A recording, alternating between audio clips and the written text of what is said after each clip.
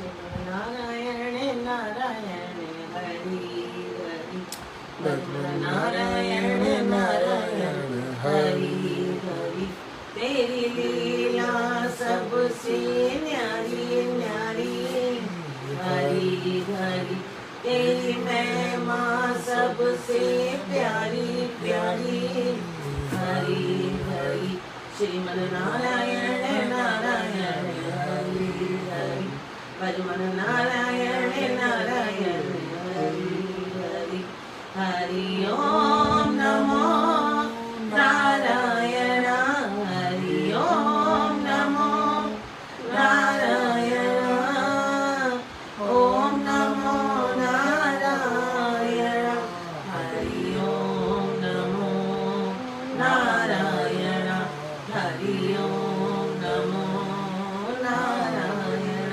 लक्ष्मी नारायण नारायण हरि हरि लक्ष्मी नारायण नारायण हरि हरि गुरु नारायण नारायण हरि हरि माता नारायण नारायण हरि हरि पिता नारायण नारायण हरि हरि हरि ओम नमो नारायण हरि ओम नमो नारायण ओम नमो नारायण हरि ओम नमो नारायण हरि ओम नमो नारायण गुरु नारायण नारायण हरि हरि सद्गुरु नारायण नारायण हरि ओम श्री प्रेम प्रकाश ग्रंथाय नमः ओम श्री प्रेम प्रकाश ग्रंथाय नमः ओम श्री प्रेम प्रकाश ग्रंथाय नमः ओम सतनाम साक्षरे नमः ओम सतनाम साक्षरे नमः ओम सतनाम साक्षरे नमः अमरापुर से आए बिन जपायो सो हम जा अनुभव की वाणी रची मेरे सतगुर टीमुरा अनुभव की वाणी रची मेरे सतगुर सरवाना अनुभव की वाणी रची मेरे सतगुर शांति प्रकाश अनुभव की वाणी रची मेरे सतगुरु हरदास राम महाराज ओम सतनाम साक्षी ओम सतनाम साक्षी ओम सतनाम साक्षी सत्यनाम साक्षी सत्यनाम साक्षी सत्यनाम साक्षी सत्यनाम साक्षी सत्यनाम साक्षी सत्यनाम साक्षी सत्यनाम साक्षी सत्यनाम साक्षी सत्यनाम साक्षी सत्यनाम साक्षी सत्यनाम साक्षी सत्यनाम साक्षी साक्षी शिवोहम साक्षी शिवोहम साक्षी शिवोहम साक्षी शिवोहम साक्षी शिवोहम साक्षी शिवोहम साक्षी शिवोहम साक्षी शिवोहम साक्षी शिवोहम साक्षी शिवोहम साक्षी शिवोहम साक्षी शिवोहम। आज का वचन है गुरु महाराज का राम नाम जब श्रद्धा से राम भव सागर तारी राम नाम जप श्रद्धा से राम भव सागर तारे कटे दुख भारी कटे दुख भारी राम नाम जप श्रद्धा से राम भव सागर तारे राम भव सागर तारे कटे दुख भारी कटे दुख भारी राम नाम के नौका माई चढ़ ले तू राम नाम की नौका माई चढ़ ले तू भव सागर से सहजे पार उतर ले तू मोक्ष धाम को तुम पाओ दुख नहीं है जामे दुख नहीं है जामे सदा सुखकारी राम नाम जप शिरदासे राम भव सागर तारे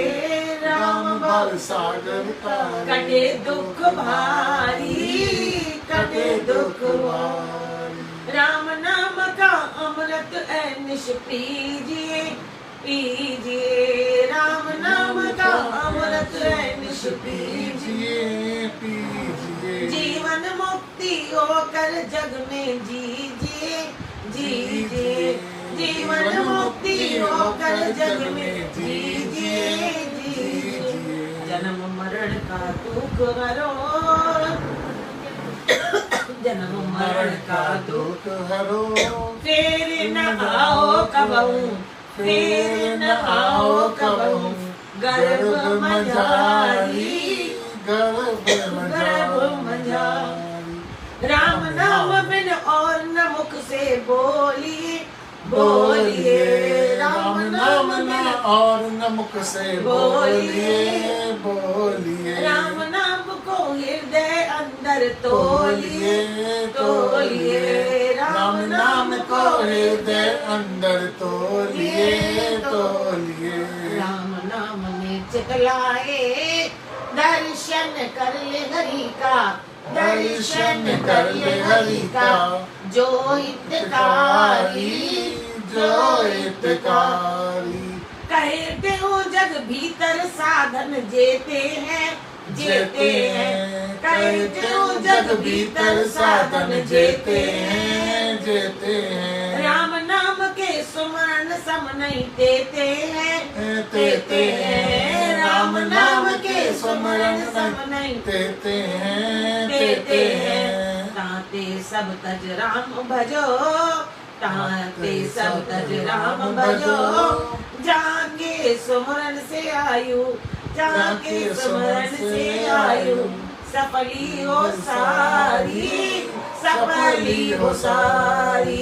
सफली हो सारी राम नाम जप शिरदासे राम भव सागर तारे कटे दुख भारी गुरु महाराज आज के वचन में कहते हैं कि राम हम परमात्मा के अनेक नाम, चाहे कोई किसी नाम से भी जपे वो आवाज तो प्रभु तक पहुंचती है। गुरु महाराज कहते हैं ध्यान दो बार कि राम का नाम अगर किसी ने श्रद्धा से लिया तो संसार सागर से राम पार कर देंगे। राम भव सागर तारे, परमात्मा का नाम जो राम जो साक्षात परमात्मा का रूप धरती पर हमें सिखाने के लिए आए थे कि मर्यादा में कैसे रहना है। क्योंकि वैसे तो हम किसी की बात न समझ पाते हैं न मानते हैं, गुरु को भी मानते हैं लेकिन हम उनकी नहीं मानते, उनकी बात नहीं मानते। गुरु को मानते लेकिन गुरु की बात को नहीं मानते। गुरु महाराज कहते हैं अगर आप उस परमात्मा के जो रूप आया राम जी का, अगर उसके नाम का जाप श्रद्धा से करोगे तो राम भव सागर तारे, तो राम का नाम तुम्हें संसार रूपी सागर से पार लगा देगा। कैसे? ये पार कब होंगे? राम का नाम कब जपेंगे? जब मन में शांति होगी, दुख का नाम मात्र नहीं होगा। तो दुख कैसे हटेंगे? क्या क्या दुख हटेंगे?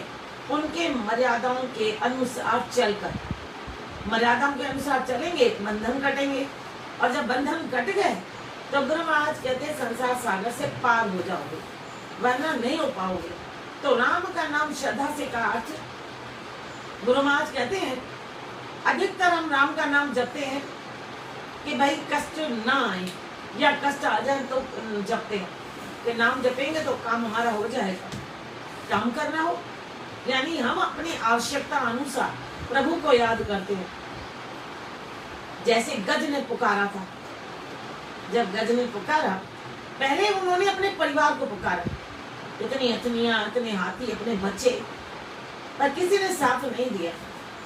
गुरु महाराज कहते हैं बार बार इस बात को नोट करो तुम। उन्होंने इतनी पत्नियां थी, अतनियां, उनको बुलाया, पर उन्होंने नहीं ध्यान दिया, बच्चे में ध्यान नहीं दिया।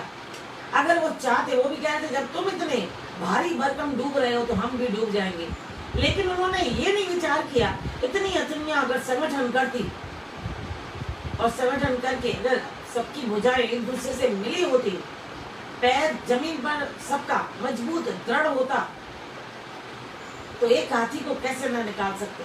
लेकिन सभी को अपना स्वार्थ सताता है कि कहीं मैं अंदर चला गया तो मुझे कौन बचाएगा। सब पीछे हट जाते हैं, बच्चे भी तकलीफ में, सब बच्चे पीछे। जैसे परिवार में अगर बड़ी बुजुर्ग या बड़ा बुजुर्ग, अगर बड़ा बुजुर्ग भी अगर तकलीफ में आता है, जब खुशी में होता है, धन दौलत होता है तो सब कहते हैं हम आपके हैं, और जब तकलीफ आती है तो कहते हैं अब 2 महीने मैंने रखा है, अब आप रखो ना। वो केवल इसलिए कि हमारे पास बुद्धि है कि दुनिया कहेगी, इसलिए। वरना उन हाथियों के पास ऐसी बुद्धि का ताकत तो है, ताकत है। गाय घास खाकर दूध देती है, लेकिन हाथी कितना गन्ना खाता है, उसके बाद भी क्या देता है।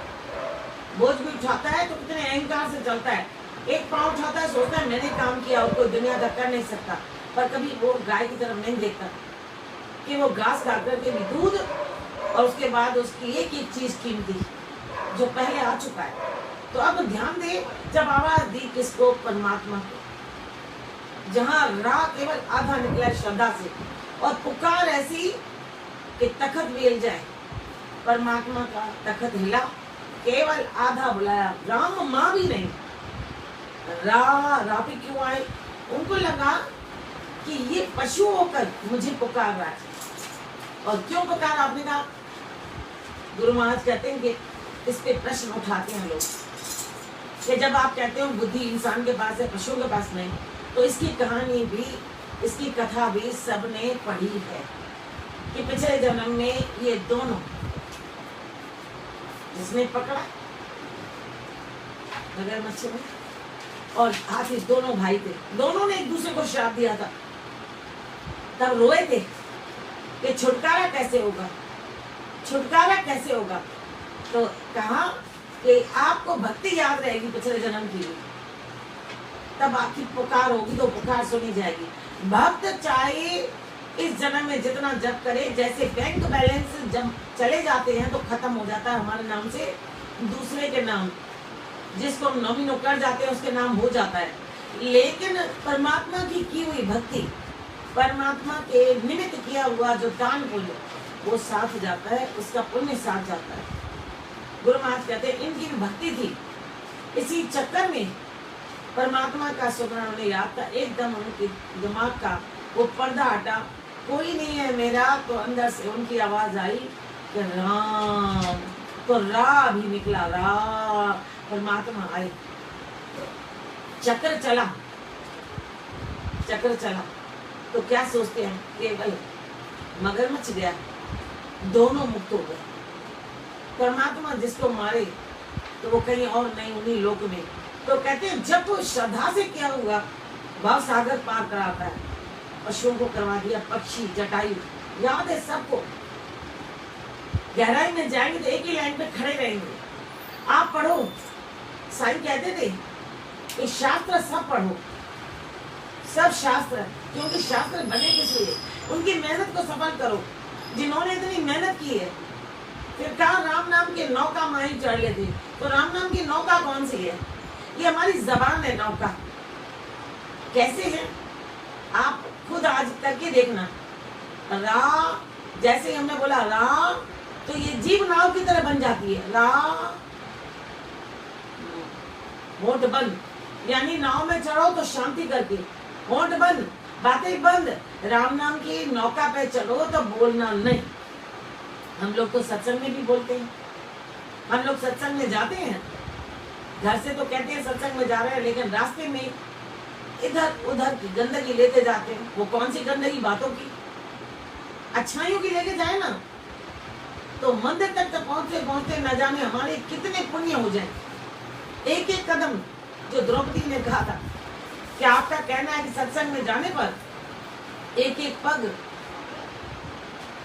100 यज्ञों के बराबर, तो हमारे क्यों नहीं होते? दुख क्यों नहीं दूर होते?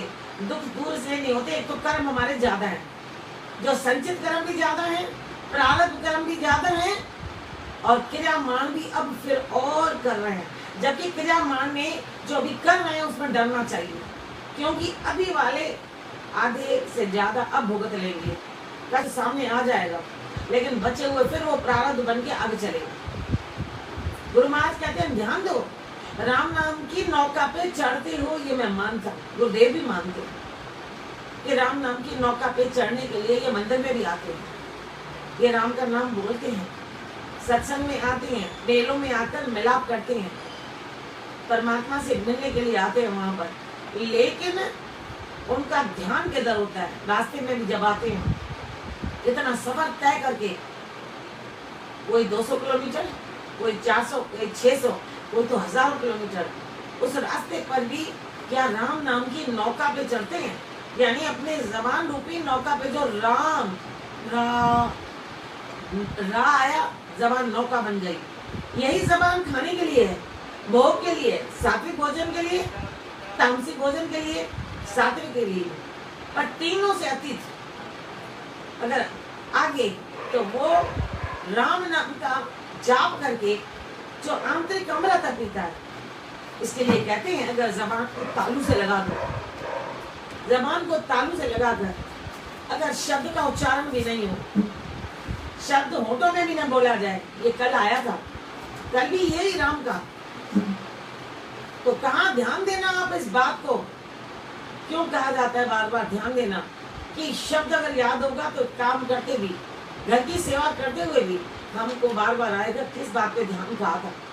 तो राम नाम की नौका पे जो चढ़ता है, तो कहते हैं वो जल्दी पार होता है, जल्दी पार। तो कहा गुरु महाराज ने, राम नाम के नौका माई चढ़ ले तू, अभी भी चढ़ ले, टाइम है, भव सागर से सहजे पार उतर ले तू। हम लोगों को इशारा कर रहे हैं, तुम्हें मैं कह रहा हूँ, यानी मैं सुन रही हूँ, मैं कर रही हूँ, तो सबसे पहले तो मेरे लिए मुझे बनना है, उसके बाद आप तक आवाज आ रही है। अगर आपको लग रहा है सत्संग मेरे लिए है, तो आप भी करिए, मोक्ष धाम को तुम पाओ। अगर आपने राम नाम की नौका पर चढ़कर श्रद्धा से परमात्मा का स्मरण किया, तो दुख तो कट जाएंगे। तो आप कहते हैं हमारे दुख काम कटे, कुछ ना कुछ आगे लगा हुआ है। अरे अगर हमने ऋण लिया ज्यादा और हम चुका रहे हैं थोड़ा थोड़ा, तो ऋण तो पूरा कटेगा, तभी तो वो जाएंगे। लेकिन गुरु के पास आने के बाद जो हमने ऋण लिया, कर्म किए, वो कर्म अगर हमारे खत्म नहीं हुए, तो जब तक हम जपते रहेंगे, तो ये मत सोचना केवल जप करने से पूरे खत्म होंगे। कल आया था कि 3 प्रकार के कर्म, ये कल ही आया। तीनों में कहा था संचित जो पहले के, वो हल्के फुल्के, वो तो सत्संग में जाओ तो जो बुरे वो खत्म हो जाते हैं। पर अगर गलत स्थान पे गए, अगर वो बुरे हैं तो और ज्यादा बुरे और बुरे, और अगर अच्छे स्थान पे गए और अच्छे हैं कर्म, तो और ज्यादा ऊंचे चढ़ जाएंगे। और प्रारब्ध तो चिपका होता है, वो नहीं हटेगा, वो हमारे साथ लग गया, चाहे कुछ भी हो। इसका दृष्टांत आपको सुना हुआ है। रावण को बहुत अहंकार था, इनके लिए 2 किंवदंतियां हैं, 2 किंवदंतियां। एक तो कहते हैं रावण ने जिद की थी देवताओं से, और दूसरा उसने जिद की अपनी पत्नी से। पत्नी जन्म पत्री बहुत अच्छी देखती थी, बहुत अच्छी जन्म पत्री। तो कहते हैं मंदोदरी, अब तुम बताओ कि अगर अब की बात पुत्री हुई तो उसका भाग्य, बोला छठी के दिन। उधर से जब पुत्री हुई, जन्म पत्री देखी, बताओ। उसने कहा नहीं पूछो तो ज्यादा अच्छा है। पर क्यों नहीं पूछो, तो बोला नहीं बताना पड़ेगा, इसका मतलब दूसरों को आप घुमाती हो। बोला मैं घुमाती नहीं हूँ, आप मानो, जबरदस्ती की उसने बताया। बुरा नहीं मानना, क्योंकि क्रोधी बहुत थे, ज्ञानी भी थे, विद्वान भी थे, इतने कि परमात्मा रूपी शिव और भोलेनाथ को एक ही आवाज में बुला लेते थे, सभी देवी देवताओं से बात करते थे। वो चाहते तो सोने की सीढ़ी बनाकर स्वर्ग के लिए छोड़ सकते थे, इतनी ताकत थी। पर कहते थे कल बनाऊंगा, कल बनाऊंगा। ये दृष्टांत भी आगे आता है, जो श्री राम जी ने लक्ष्मण जी से कहा था जाओ पूछाओ, ये आएगा कभी न कभी, वो उसमें बीच में आएगा। आज ये यहाँ तक बात समय के अनुकूल, तो कहा उसने कि ये अस्तबल के जो तुम्हारे काम करने वाले जो बड़े व्यक्ति हैं उसके पुत्र से इसकी शादी होगी। उस समय रावण बहुत आग बबूला हो गया, उसको इतना गुस्सा आया कि तुम क्या कह रही हो, मैं ये लेख मिटा के रहूंगा। गुरु महाराज ने कहा कटे दुख भारी, वो कौन सा दुख है जो कर्म में करके आए हैं, वो कभी कटेगा नहीं। कौन सा? प्रारब्ध वाला। संचित जब से कटेगा, संत के आशीर्वाद से कटेगा, पुण्य कर्म करने से कटेगा, अच्छे स्थान पर बैठने से कटेगा। पर गलत व्यक्ति के साथ बैठे, अगर पाप कर्म जगा तो और ज्यादा बाल मच जाएगा। अच्छे व्यक्ति के साथ बैठे, संचित कर्म गलत कर्म है तो और अच्छा हो जाएगा। गुरु महाराज कहते हैं दोनों बातों को ध्यान दो, तभी कहते हैं संगत अच्छी में बैठो, साध संगत में बैठो, साधना करने वाले के साथ बैठो, ऐसे वैसे व्यक्ति के साथ मत बैठो, क्योंकि आप भी उस धारा में बह जाओगे। और धारा में बहना, जो संचित कर्म हमारा दुख वाला कम है, वो मजबूत हो जाएगा। कहते भी हैं कि अगर आप ध्यान दोगे तो ये कर्म आपको भोगना पड़ेगा। तो कहते हैं कि जब जिद किया तो अब जब पता चला, रावण ने कहा बच्चे को ले आओ, बुलाया अस्तबल के मालिक को। बेटा है? हाँ मेरा बेटा है, 6 महीने, ले आओ उसको। ले आए, कहा कि मंत्रियों को इसको जंगल में छोड़ा। तो मंदोदरी ने कहा तो हमें क्या पता इस बच्चे का क्या होगा। तो उसने उसकी 2 उंगलियां कटवा दी और मंत्रियों को कहा इसको छोड़ के आओ जंगल में। 3 तरफ राज्य थे, चौथे तरफ जहाँ जंगल था, रावण हंस रहा था कि वहां तो वैसे ही शेर बगड़ खा लेंगे इसको। और मंत्री बहुत सयाने थे, बार बार सोच रहे थे ये बच्चा बचना चाहिए। इस बच्चे ने क्या कसूर किया, मासूम है। और बच्चा तो वैसे ही मन का सच्चा होता है, सारे जग के आंखों का तारा होता है, उसको तो कोई भी तंग नहीं करना चाहता। अरे ये तो इंसान का बच्चा, पशु का बच्चा भी देखो, जिस समय सामने बैठते हैं खो जाते हैं उसमें, कितनी छोटी प्यारी आंखें। अरे उसके पैर तो देखिए, चुमक चुमक के कैसे चलते हैं, भूल जाते हैं अपने उस समय को और उसमें खो जाते हैं। मालिक उसकी एक ही चीज कितनी प्यारी। अरे इंसान की चमड़ी तो फिर भी एक जैसी, लेकिन उसमें देखो झबरे बाल कैसे कैसे प्यारे प्यारे। तो मंत्री इस इंसान के बच्चे को सोच समझ के ऐसे स्थान पर छोड़ा है जहां पर पेड़ में फल भी थे, जहां गिरे तो बच्चा चाट भी सके, बगल में नदी भी थी कि शायद कोई आए तो उस बच्चे के मुख में पानी भी डाल दे। वहां छोड़ के चले गए, पर डर रहे थे रात को पता नहीं क्या होगा। अब कुदरत की बात देखिए, ये बच्चा भूख के मारे बिलबिला रहा था। जैसे उस हाथी में पिछले जन्म की भक्ति थी, वो वृक्ष पिछले जन्म का था भक्त। रात्रि के समय आवाज देकर बोलता है बच्चे क्यों रोता है, बच्चे की हुई कमाई राजा रावण ने मुझे मारने के लिए भेजा है। वो कह रहा था कि भाई ये मेरी पुत्री से विवाह करेगा, ऐसा मंदोदरी कहती है, इसलिए मैं अब मरने जा रहा हूँ। सबके काल में बच्चे को भी पिछली बातें याद रहती थी। वृक्ष ने कहा, फिर कहा उन्होंने मुझे तो एक बात कही है, एक बात। किंवदंतियां 2 हैं, एक कहते हैं 6 महीने का बच्चा था और किंवदंतियां उसकी अलग, और दूसरे कहते थे कि बच्चा 6 साल का था। अब ये हमें तत्वों की बात देखनी है कि तत्वों की बात आखिर क्या है। अगर 6 साल का बच्चा था, वृक्ष ने पूछा तो उसने जवाब दिया, राजा रावण कहते हैं कि ये मेरी पुत्री के साथ विवाह करेगा, इसलिए इसको मरने के लिए छोड़ा। वृक्ष ने कहा, फिर उसके बाद बोला इस बहाने से छुड़वाया है यहाँ, किस नदी के उस तरफ ऋषि है जिनको राज्य बंदोबस्त से सब कुछ मिलता है। वहां जाओ और उन ऋषियों को कहो कि घड़े में मुझे अपने एक उंगली का एक बूंद को खाली खून दो। लेकिन मैं कैसे जाऊं, यहाँ तो मगरमच्छ है, ये मगरमच्छ है। तो वृक्ष ने कहा मगरमच्छ से मेरी दोस्ती है, वो रोज आकर मेरे पास फल खाता है, बाकी कोई नहीं खाता। मेरा भी एक प्रश्न है कि मेरे फल इतने निकलते हैं, एक मगरमच्छ के सिवा कोई नहीं खाता, तो मेरे को भी दुख है। परमात्मा मेरा जीवन किस लिए व्यर्थ जा रहा है मेरा?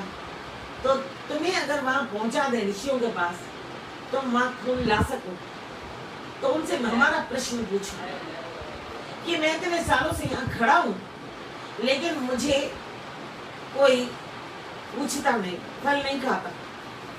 और ऐसा कहकर उसने मगरमच्छ को बुलाया। मगरमच्छ ने कहा मैं तो तब इसको ले जाऊंगा जब ये उनसे पूछाएगा कि मैं पानी में प्यासा क्यों हूं, क्या मैं पूछाऊंगा। लेकिन जैसे ही बच्चा आगे बढ़े, 6 साल का बच्चा आगे बढ़े, डर रहा था। कहा पेड़ ने तुम मेरा विश्वास करो, तुम पैर रखो, ये तुझे वहां पहुंचाएगा। तो कहा नहीं मुझे डर लग रहा है। बोला यहाँ पर रहोगे तो भी भूखे मर जाओगे, इससे अच्छा कम से कम यहाँ पैर रख के मगरमच्छ के ऊपर बैठोगे तो उम्मीद तो है कि वहां पहुंचा देगा, उसको प्रश्न का उत्तर मिलेगा, मुझे भी मिलेगा। वो मगरमच्छ के ऊपर बैठा, उस किनारे पहुंच गया और ऋषियों ने कहा तुम कैसे, यहाँ तो कोई आ ही नहीं सकता, हम तो यहाँ पर इसलिए बैठे हैं, इसलिए नदी बनवाई है, इसलिए मगरमच्छ डाल दिए हैं कि हमारे पास कोई पहुंचे नहीं, हमें डिस्टर्ब नहीं करे। देखो हमारी भारत की संस्कृति, देखिए हमारे भारत के ऋषि मुनि जो अपने जीवन को इतना कष्ट देकर, इतना त्याग करके गए कि भारत पर भले हल्की फुल्की आंच आ रही है, वो भी किस लिए, वो भी केवल कष्ट देने वाले हमारे भारतीयों के कुछ लोग। और आंच नहीं आती है पूरी तरह इन ऋषि मुनियों की हुई भक्ति है, और उन्हीं के द्वारा रचे हुए ये ग्रंथ हमें बचा रहे हैं। ये ग्रंथ ही है जो वचन निकलवाकर माताएं शांति से सोती हैं। वचन इतना सटीक निकलता है, इतना सटीक कि कई लोग कहते हैं दीदी घर से ही आ रहे हैं, मैं कहती हूँ नहीं घर पे बैठा है। दीदी हम घर से आ रहे हैं, तो मैंने कहा मुझे नहीं पता। साईं कह रहे हैं बच्चा तुम्हारी गोद में ढूंढते हो जगत में, और वो वहां कुछ घर दूर जब 8-10 घर में फिर वापस जाती है तो वहीं से फोन करते दीदी बराबर बैठा है। ऐसा सटीक निकलता है। ये ऋषियों मुनियों की केवल आप एक बुक मत समझो, ये एक सत्य है, हमारे पास खजाना है जिस पे विश्वास करो, जिसके लिए आप गुरु के पास जाते हो नाम लेने, लेकिन वाणी चल रही है इस वाणी के लिए। और गुरु महाराज ने तो इसके लिए कितनी फैसिलिटी दी है। ग्रंथ इतना बड़ा जो जयपुर से मिलता है केवल 300 रुपए का, बाजार में इतनी छोटी बुक लेने जाओ तो 600 रुपए की। क्यों कि घर घर में जाए, एक एक व्यक्ति इसमें से एक एक वाणी पढ़े, और जो लिखा है कि राम नाम जब श्रद्धा से, उनमें श्रद्धा उत्पन्न हो, विश्वास उत्पन्न हो, इससे ज्यादा गुरुदेव संत महात्मा क्या कर सकते हैं। तो उन्होंने कहा, ऋषि हैरान हो गए, हमारे लिए कहा है कि उंगली की एक बूंद खून सकी रहा। बोला अब रावण के दिन निकट आ गए। उन्होंने घड़ा लिया, सभी ऋषियों ने एक एक बूंद डाली, घड़े को बंद किया, ले लो। बोला नहीं मैं कैसे जाऊंगा, मैं दोनों से वायदा करके आया हूँ। तभी तो मगरमच्छ ने पहुंचाया। क्या करके आए हो? कहा कि भाई इसने मगरमच्छ ने पानी में रहकर मैं प्यासा हूँ। बोला हाँ, ये पिछले जन्म का विद्वान है, इस विद्वान ने ज्ञान तो बहुत लिया लेकिन किसी को बांटा नहीं, सत्य बात नहीं कही, सत्य बात नहीं करी, इसको हम गौर करेंगे। ज्ञान दिया पूरा नहीं, सत्य बात नहीं कही, इस चक्कर में पानी में रहकर ये प्यासा है। यानी जैसे दूसरों को प्यासा रखा, ठीक वैसे ये भी प्यासा। ज्ञान दें अपने मतलब के लिए नहीं, अपने फायदे के लिए नहीं। ज्ञान दें जिससे किसी का जीवन बन जाए, सच्चाई कह दे। हम दुनिया के पास तो उनको रिझाने जाते हैं, लेकिन हम उस परमात्मा रूपी जो परमात्मा के गुण है, उस परमात्मा की तरफ नहीं ले जाते।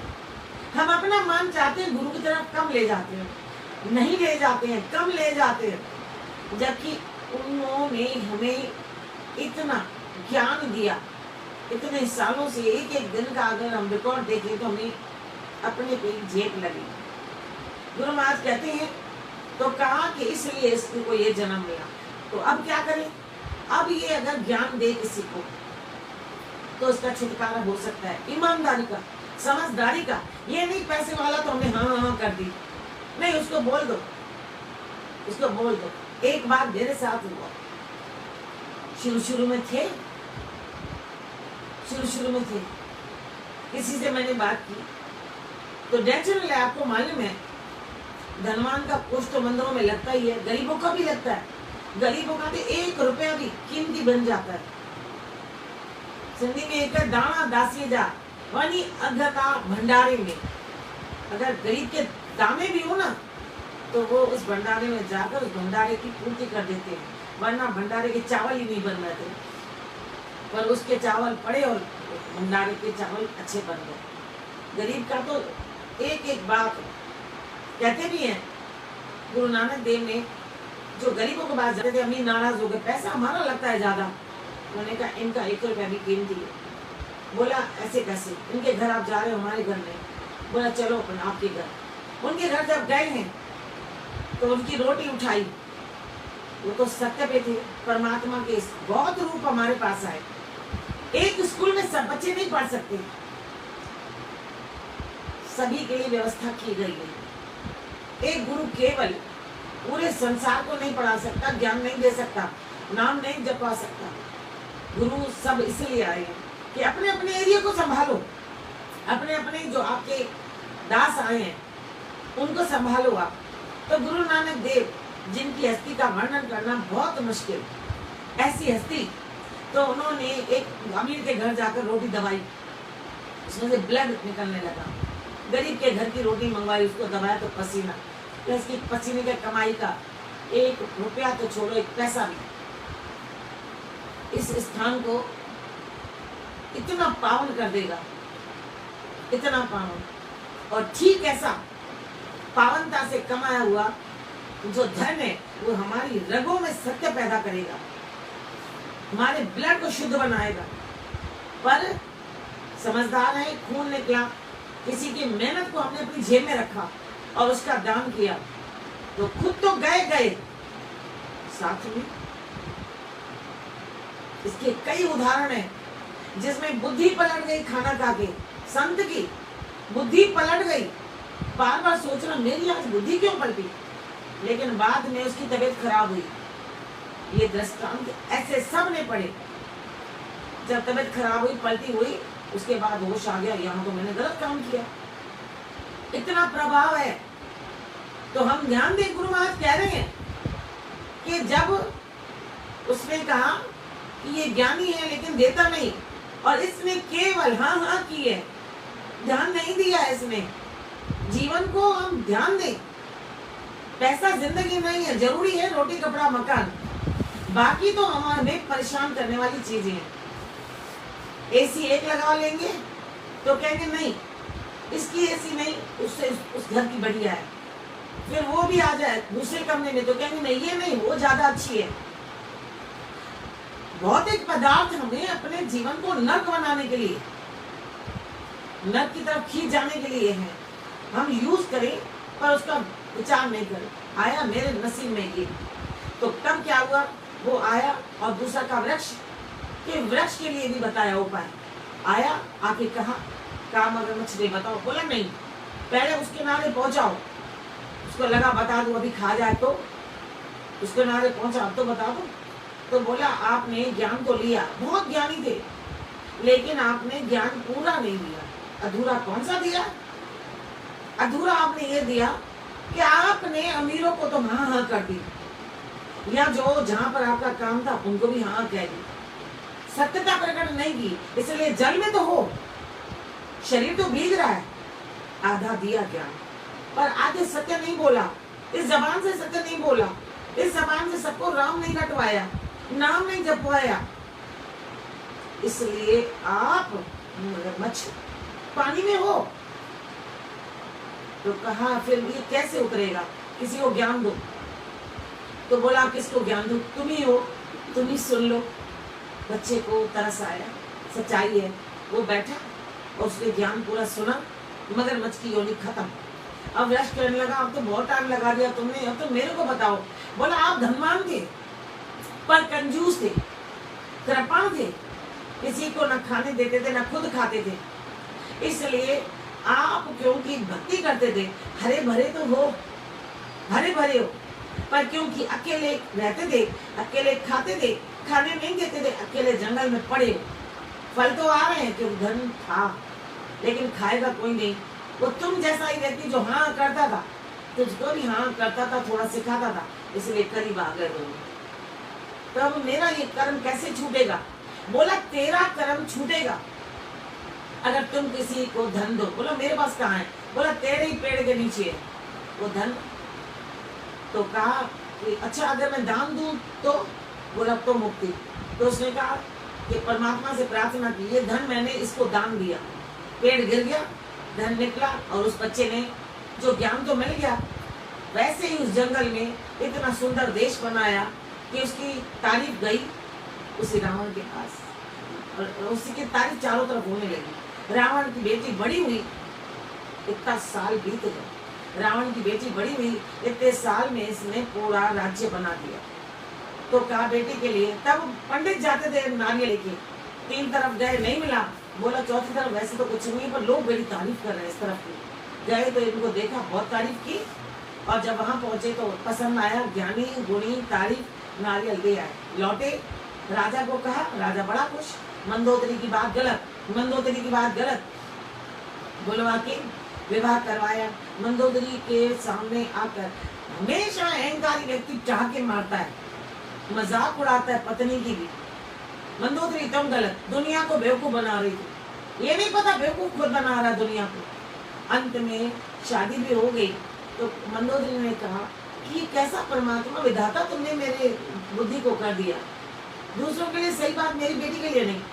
दिमाग में क्लिक हुआ कि पहले उसका पैर का जूता तो उतरवाओ। मौका मिल गया, मंदिर में बुलाया, जैसे जूता उतारा, कहा मोजे भी उतारो, जैसे मोजे उतारे तो 2 उंगलियां कटी। मंदोदरी तो नम्रता की देवी थी, मंदोदरी ने हाथ जोड़कर बस पैरों की तरफ देखा, ऐसी नहीं उड़ाई हम लोगों की तरफ, मजाक नहीं उड़ाई, क्योंकि कुदरत के करिश्मे की तरफ ध्यान देना चाहिए। और जैसे देखा रावण घबरा गया, अब तो उसको आग बबूला हुआ, तलवार निकल आई, बता घड़ा कहाँ है? घड़ा कहाँ? बोला महल के उस हॉल में जहां पर आग जलती है उसके बगल में रखा हुआ, ताकि कोई उसको छू ना पाए, ये आपकी अमानत है। गए सैनिक ले आए, तो मंदोदरी ने कहा आगे जो लिखा है, अब घबराओ डरो। तो कहा क्यों? बोला मैं कह रही हूँ। तो क्या करूं? बोला मैं कहती इसको खोलना नहीं। तो क्या करूं? जमीन में दबा दो। और जमीन में दबाया। आप समझदार हैं, सभी के मुंह से निकलेगा कि जमीन से क्या निकला था, सभी को पता। जब जनक के राज्य में पानी की कमी हुई तो कहा पंडितों ने अगर राजा रानी मिलकर हल चलाएंगे तब जाकर पानी बरसेगा। तो राजा रानी ने मिलकर जब हल चलाया, हल का फल घड़े से टकराया और घड़े में से सुंदर कन्या निकली।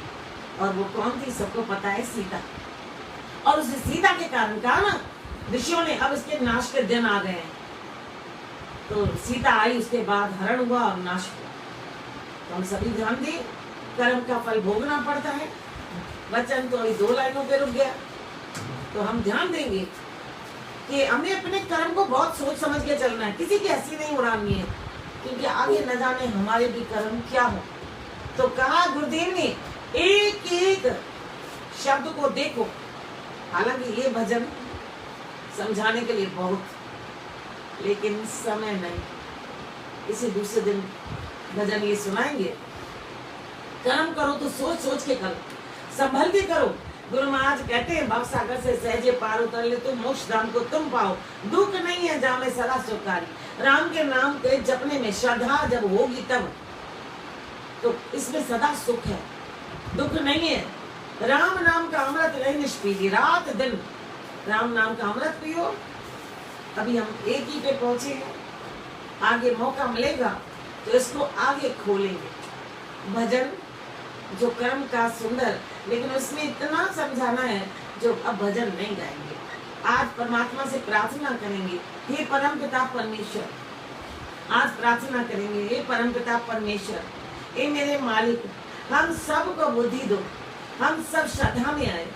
गुरु महाराज सदगुरु स्वामी चैतन्य जी के ग्रंथ प्रेम प्रकाश में आज हमें वो कह रहे हैं, बार बार ध्यान दो, राम नाम की नाव में चढ़ो।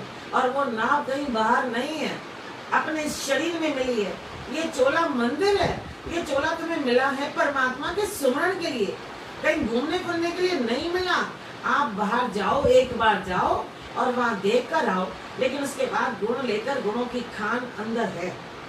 उस गुण के द्वारा, जैसे चाबी के द्वारा ताला खुलता है, ताला बड़ा चाबी छोटी, ऐसे ही एक उदाहरण कहीं से ले आओ और अंदर जो उस ताले के अंदर खजाना है उसको प्राप्त करो, और वो है परमात्मा का नाम और सुमरण। उस सुमरण को लो, प्रातः काल उठो और उठ करके हम लोग इन बातों का विचार करें। गुरु महाराज के सत्संग को भी लें, उस सत्संग को भी विचार करें। प्रभात वेला गुरु महाराज ने एक जगह लिखा है, उठो जाप करो, और जाप करने के बाद मन ना लगे तो जोर से, और जोर से नहीं तो होंठों में कल आया राम के नाम का जाप करो। क्योंकि जैसे जन्म मरण खत्म, पैसे पाप नष्ट जप।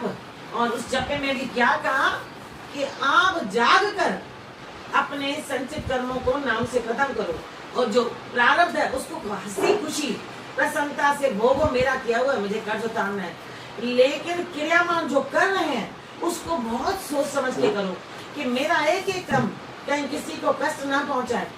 आप अच्छा करो, उसके बाद दूसरा क्या सोचता है, क्योंकि सोचने की शक्ति सबकी अलग है। अच्छी बात में से भी कोई गलत निकाल जाए। सिंधी में बोलते हैं एक अखर जा ब वड़ा, एक शब्द के दो अर्थ हैं। कोई उसका अर्थ कुछ निकालता है, कोई उसका अर्थ कुछ निकालता है, वो जाने। आप जितना हो अच्छा अर्थ निकालते जाओ, जितना हो सके।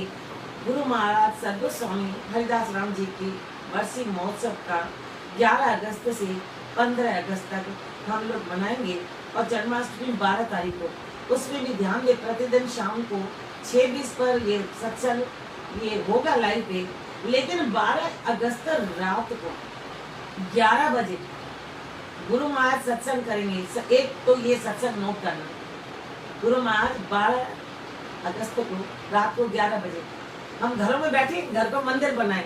नंबर 2, कल सुबह सत्संग, कल शाम को सत्संग 7 बजे, कल शाम को 7 बजे, और 6:20 पे हमारा शुरू होगा, 50 पे 55 पे खत्म। जो जने गुरु शरण में बैठ करी अरदास, कहीं टिनु किस दास की पूर्ण करी दुख सर्वहि दूर लगी नियम की काज, जो वन राज संशय कोई न। धर्म की जय, अधर्म का नाश, प्राणियों में सद्भाव, विश्व का कल्याण, प्रेम का विकास, हर हर गंगे, हर हर महादेव, हर हर गंगे, हर हर हर महादेव, हर गंगे, हर बोलो खंडवारे खावंद की जय, जयपुर वारे जोगिए की जय, कल्याण वारे कृष्ण की स्वामी जय, हरदास राम महाराज की गुरुदेव जय, भगवान की जय, लक्ष्मी नारायण भगवान भगवान की जय, सब संतन महात्माओं की जय, अजोके आनंद की जय, साध संगत की जय। जय। आयो लाल सबई तो झूलेलाल सदाई जय जयकार। करे नच रोजे वचन खांदा रोज भावना में अच्छो गुरु जी का